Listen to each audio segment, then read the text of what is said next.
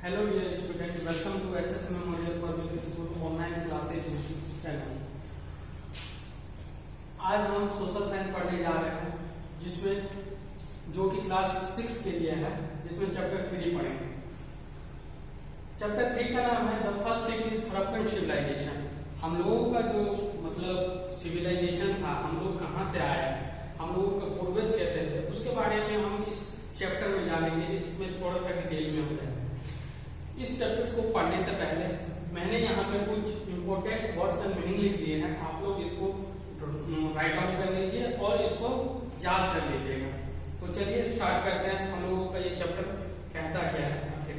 चलिए, the Indus valley civilisation और हड़प्पन या इंडस वैली सिविलाइजेशन, सिंधु सभ्यता। इंडस मतलब सिंधु, हम लोगों का जो सिंधु रिवर था है मतलब, और उस सब जमाने में जो था सिंधु सब। तो देखिए, मैं आपको बता दूं, ये कोई भी सभ्यता या कोई भी सिविलाइजेशन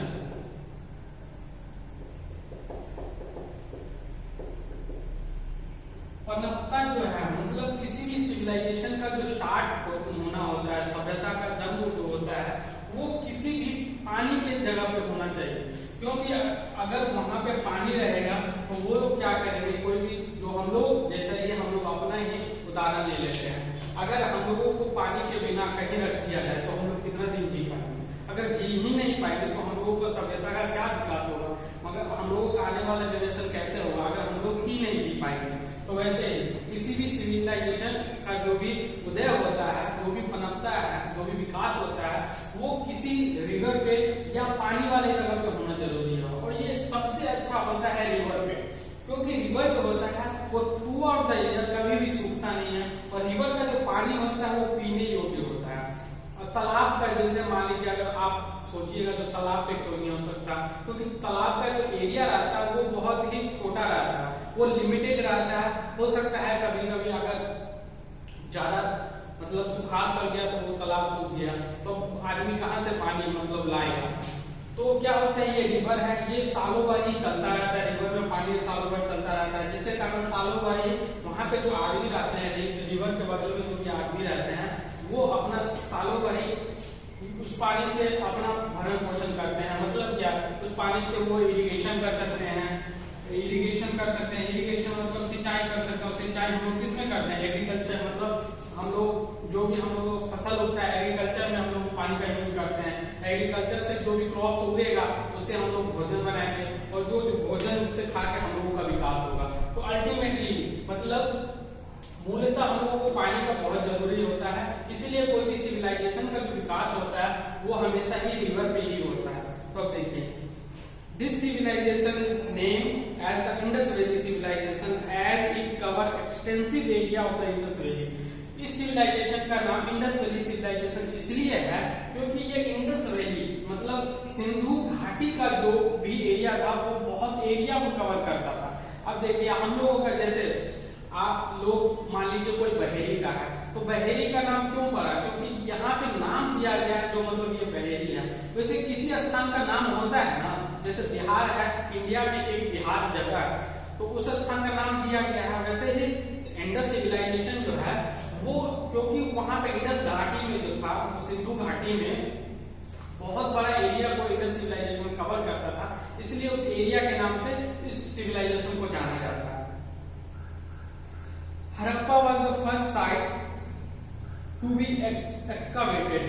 अब देखिए, हम लोगों का जो आर्कियोलॉजिस्ट थे, जो पुरातत्व वैज्ञानिक थे, जो खुदाई करके पता लगाते थे, मतलब पता लगाते हैं मतलब कहाँ हम लोगों का जो भी हम लोग के पूर्वज थे वो कैसे थे, कैसे रहते थे, या कोई जीव जंतु मतलब पुराने जमाने में या हजारों साल पहले था जो कि अब विलुप्त हो गया, तो वो लोग क्या करते हैं, वो लोग खुदाई करते हैं। जहां उन लोगों को लगता है यहाँ पे अवशेष होगा तो उन लोग वहां पे खुदाई करते हैं, उससे पता लगाते हैं। वैसे ये आर्कियोलॉजिस्ट जब खुदाई किया, इस साइट का जब खुदाई किया तो वहां पे जो शहर मिला उसका पहला नाम दिया गया हड़प्पा। तो इसीलिए फर्स्ट सिटी जो हम लोगों का बोला जाता है, जो हड़प्पन सिविलाइजेशन या इंडस सिविलाइजेशन का जो फर्स्ट सिटी था वो हड़प्पा है। या हड़प्पा उसको बोला जाता है, क्योंकि पहला नाम बना, पहला वो मिला तो उसका दे दिया गया हड़प्पा, इसलिए उसको फर्स्ट सिटी बोला जाता है। The Indus valley civilization started developing around 4600 BC। अब देखिए हम लोगों का जो इंडस वैली सिविलाइजेशन था, हिंदू सभ्यता था, वो आज से नहीं, BC मतलब होता है बिफोर द क्राइस्ट। मतलब ये जो हम लोग 2020 में रह रहे हैं ना, तो 2020 के जीरो में आप चले जाइए। जैसे देखिए अभी हम लोग 2020 में रह रहे हैं, तो यहाँ से आइए, यहाँ पे आके ये जीरो है, मतलब यहाँ से स्टार्ट हुआ होगा, मान लीजिए यहाँ से जीरो है, यहाँ से 1 2 3 4 5 ऐसे करके स्टार्ट करके अभी यहाँ पे आया है। अब इससे भी पीछे चले जाइए, इससे भी पीछे जाके तो यहाँ पे 4600 BC इसको बोला जाता है बिफोर द क्राइस्ट, क्योंकि हम लोगों का जो कैलेंडर चलता है वर्ल्ड वाइड, जो कॉमन कैलेंडर जो चलता है, वो जीसस क्रिस्ट जो है, जो भगवान यीशु मसीह थे, उसके मृत्यु और जन्म को लेके वहां चलता है। तो यहाँ पे देखिए बिफोर द क्रिस्ट, जब कृष्ण नहीं थे, कृष्ण के जन्म से पहले भी 4600 वर्ष पहले हम लोगों का जो इंडस सिविलाइजेशन था, उसका स्टार्ट हुआ, वो डेवलप होना स्टार्ट हुआ and reached its peak around 2600 BC। और ये देखिए यहाँ से स्टार्ट हुआ और यहाँ से बढ़ना स्टार्ट हुआ। मान लीजिए यहाँ पे एक आदमी या 2 आदमी था, और धीरे धीरे इस सभ्यता का मतलब विकास होना स्टार्ट हुआ, डेवलप होना स्टार्ट हुआ। तो यहाँ पे ये पूरा पीक पे मतलब एकदम संपूर्ण है, अच्छे तरह से सब लोग रह रहे हैं। वो कब था? वो था आपका 2600 BC। यहाँ पे ये सब लोग बहुत अच्छे तरीका से रह रहे थे। अब इसके बाद क्या हुआ होगा? कुछ हुआ होगा जिसके कारण वहां का सभ्यता धीरे धीरे खत्म होना स्टार्ट हुआ। तो धीरे धीरे खत्म होना यहाँ से ये सभ्यता का स्टार्ट हुआ, और ये 2000 BC में आते आते, यहाँ पे मान लीजिए 2000 BC है, 2000 BC में आते आते ये सभ्यता का अंत हो गया। इस सभ्यता का अंत कैसे हुआ, इसके बारे में हम आगे पढ़ेंगे। सोर्सेज ऑफ हड़प्पन कल्चर क्या था? हड़प्पन सभ्यता का क्या कल्चर था? तो उसका जो सोर्सेज है उसके बारे में हम लोग देखते हैं। The main sources of Harappan culture are the archaeological evidence included the ruins of the ancient cities, building, pottery, seals, toys, weight and measure, ornament, tool and weapons। अब देखिए major sources of Harappan culture.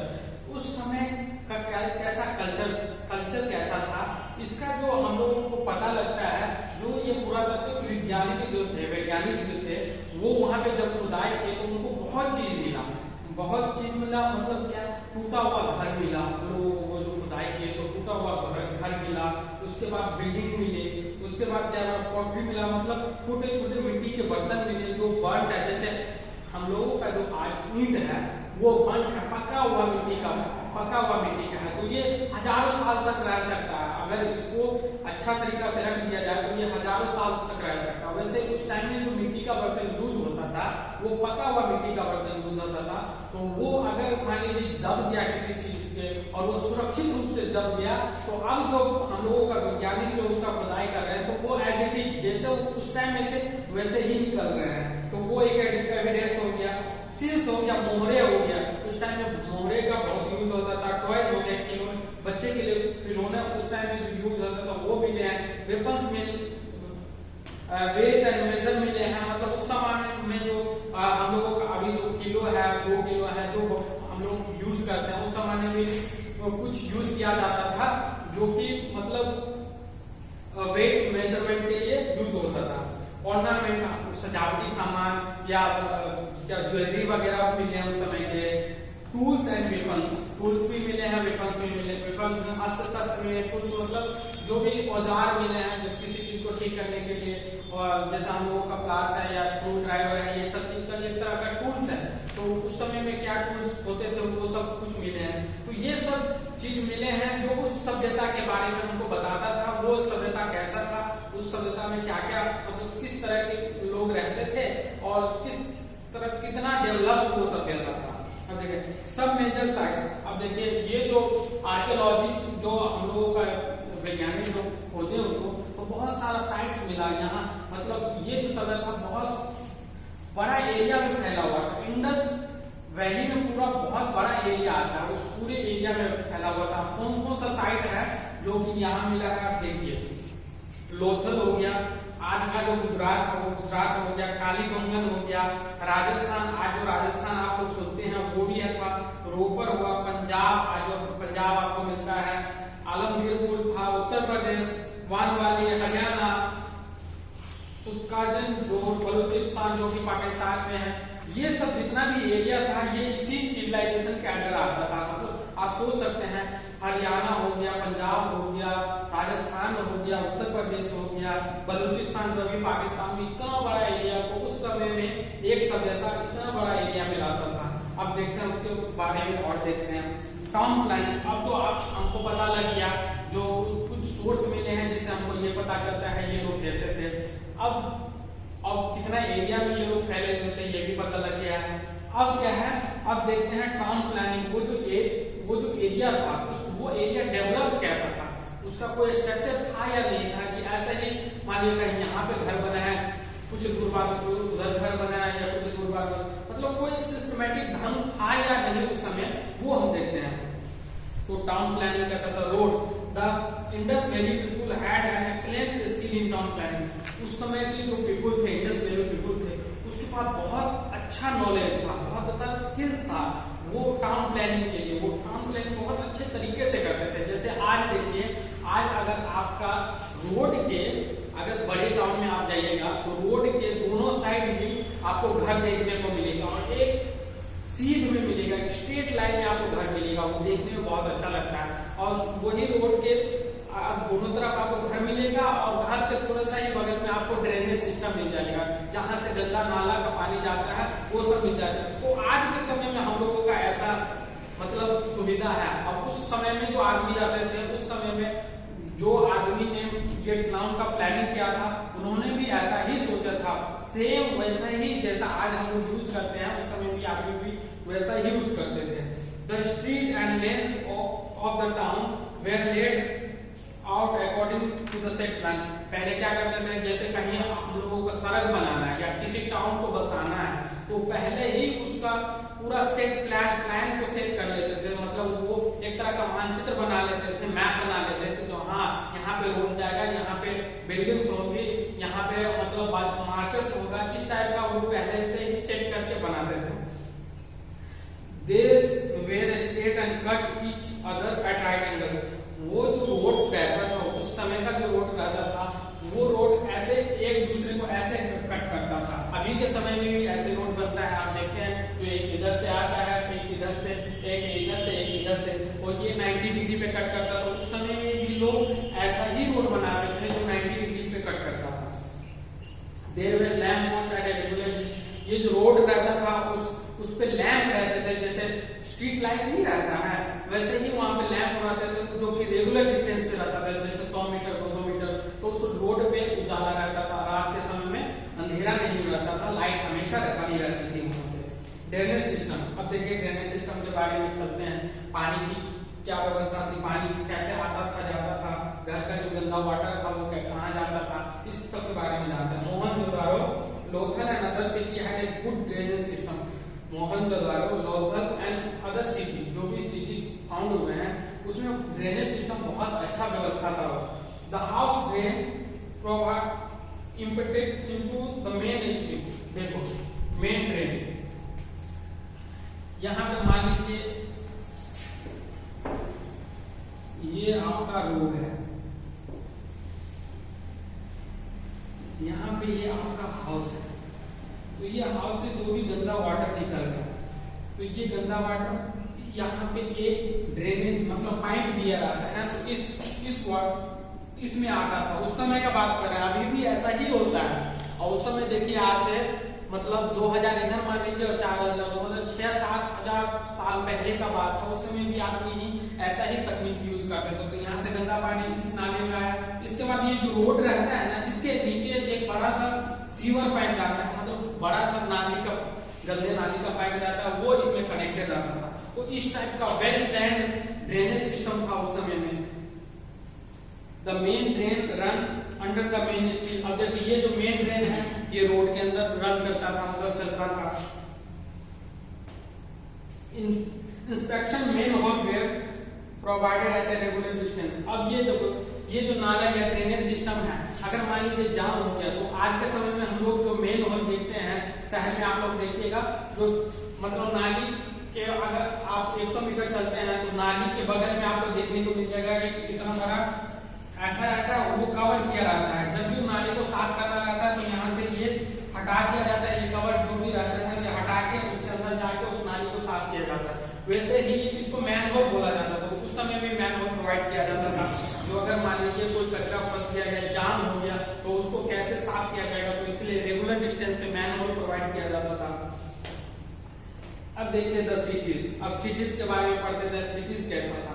Buildings, the people of the Indus valley has built 3 category of building. 3 प्रकार के वो मतलब 3 प्रकार के building ये Indus valley में होते थे। अब कैसा कैसा बिल्डिंग होता था देखिए। The large building, the public park and the people's dwelling house. Large building होता था, पब्लिक पार्क होता था और पीपल ड्वेलिंग हाउस होता था। The city of Mohenjodaro and Harappa way divided into 2 parts. Mohenjodaro और हड़प्पा का जो सिटी था वो 2 पार्ट्स में डिवाइड होता था। Part 1 of the city was built on a raised ground called citadel। अब देखिए, जैसे ये आपका पूरा एरिया है मोहनजोदारो का, मान लीजिए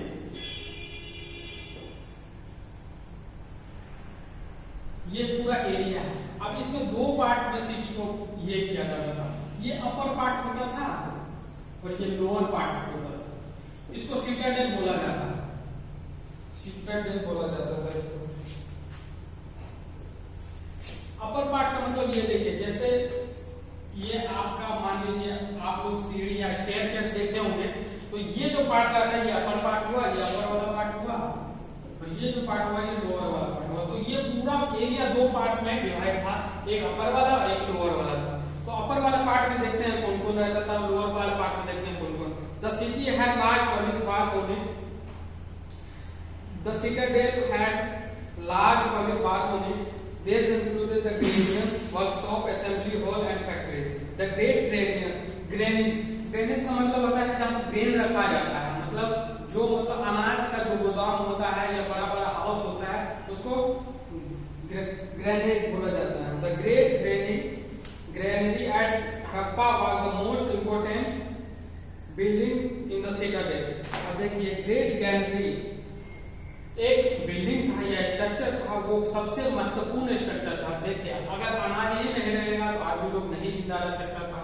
इसीलिए अनाज का जो भी हम लोग उस समय में जो भी अनाज का बिल्डिंग रहता था उसको बहुत ज्यादा इंपॉर्टेंस दिया जाता था, उसको बहुत अच्छे तरीके से बनाया जाता था। उसमें जो भी अनाज को प्रिजर्व किया जाता था वो बहुत ज्यादा दिन तक चल सके, इस तरह से उसका डिजाइन किया जाता था। तो वो बहुत ज्यादा इंपॉर्टेंट बिल्डिंग रहता था उस समय के लिए, उस समय में।